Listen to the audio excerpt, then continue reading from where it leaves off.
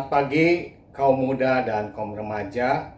Kita kembali bertemu di dalam kelas sekolah minggu dengan tema yang diambil dari 2 Korintus 2 ayat 5 sampai dengan ayat yang ke-11.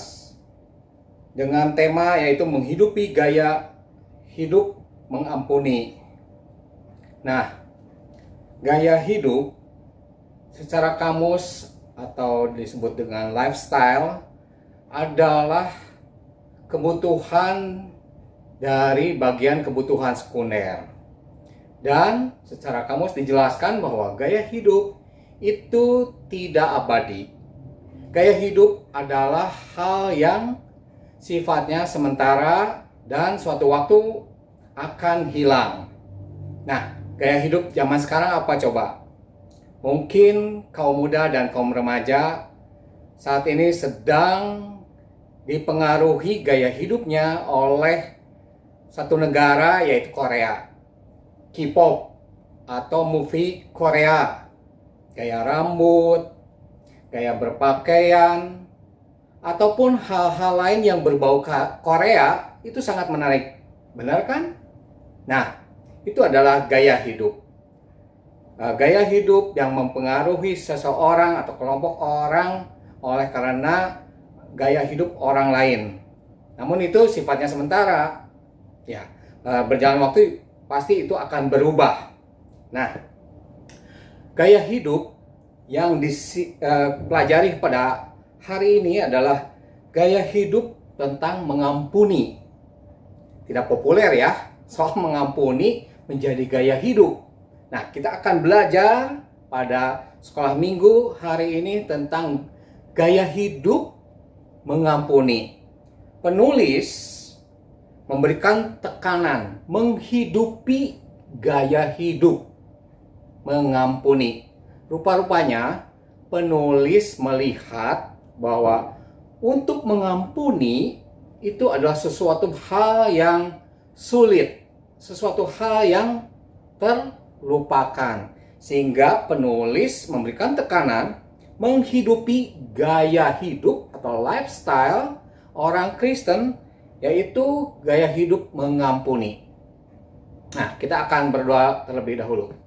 Ya Tuhan Yesus, Tuhan, terima kasih karena pada pagi hari ini kami akan belajar tentang bagaimana mengampuni sehingga menjadi gaya hidup kami yang benar-benar hidup, bukan sekedar teori. Hanya dalam nama Tuhan Yesus Kristus kami alaskan doa ini. Amin. Di dalam ayat hafalan dikatakan seperti ini. Karena jikalau kamu mengampuni kesalahan orang, Bapamu yang di sorga akan mengampuni kamu juga. Tetapi jikalau kamu tidak mengampuni orang, Bapamu juga tidak akan mengampuni kesalahanmu. Matius 6 ayat 14 sampai ayat 15. Nah, ini kita lihat sebagai ayat hafalan yang memberikan tekanan supaya kita mengampuni orang yang bersalah kepada kita, karena bila tidak, kita pun tidak akan diampuni oleh Allah. Kalau kita lihat dari 2 Korintus 2 ayat 5 sebagai ayat kupasan, kita lihat bagaimana Paulus terhadap jemaat di Korintus di daerah Ahaya mengatakan, tetapi jika ada orang yang menyebabkan kesedihan, maka bukan hatiku yang disedihkannya, melainkan hati kamu sekalian atau sekurang-kurangnya, supaya jangan aku melebih-lebihkan hati beberapa orang di antara kamu. Bila seseorang melakukan kesalahan ataupun dosa ataupun pelanggaran, Paulus menyampaikan sebagai sesuatu hal yang menyedihkan.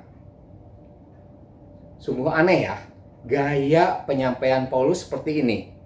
Bukan hal marah ataupun kecewa, tapi sesuatu hal yang menyedihkan. Apabila seseorang yang melakukan pelanggaran ataupun dosa, bagi Paulus direspon sebagai suatu kesedihan. Artinya, bukan Paulus mentolerir dosanya atau kesalahannya, tetapi sesuatu hal yang menyedihkan, sesuatu hal yang miris bagi Paulus. Tidak direspon sesuatu hal yang bersikap marah. Ini ada arti bahwa sikap Paulus ingin mengampuni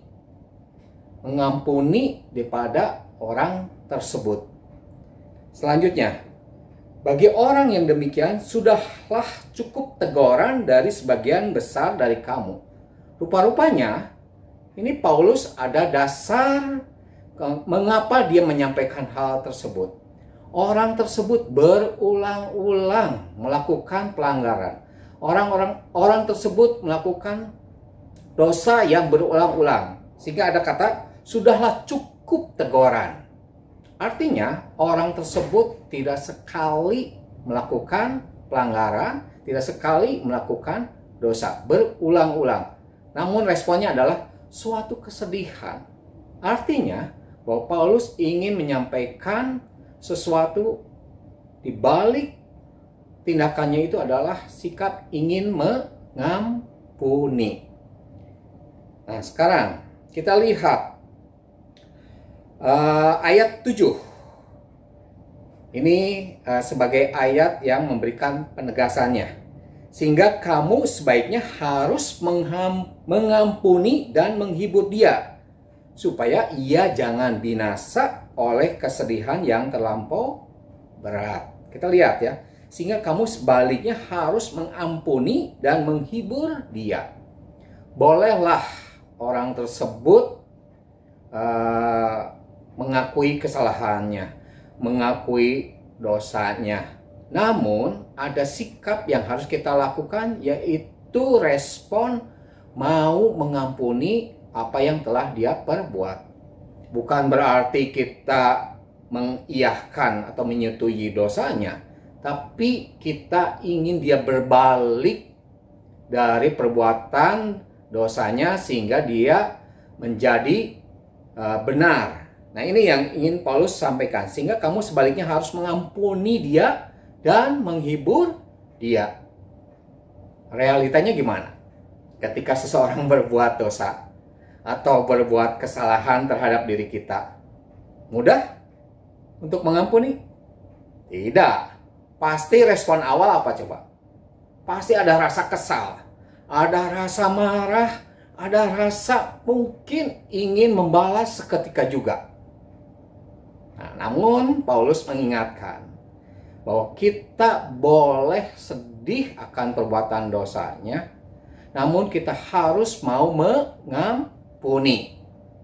Nah, ini yang disampaikan oleh Paulus. Ini ada dasar dari Paulus mengapa berbuat seperti itu. Ayat yang ke-11. Supaya iblis jangan beroleh keuntungan atas kita, sebab kita tahu apa maksudnya.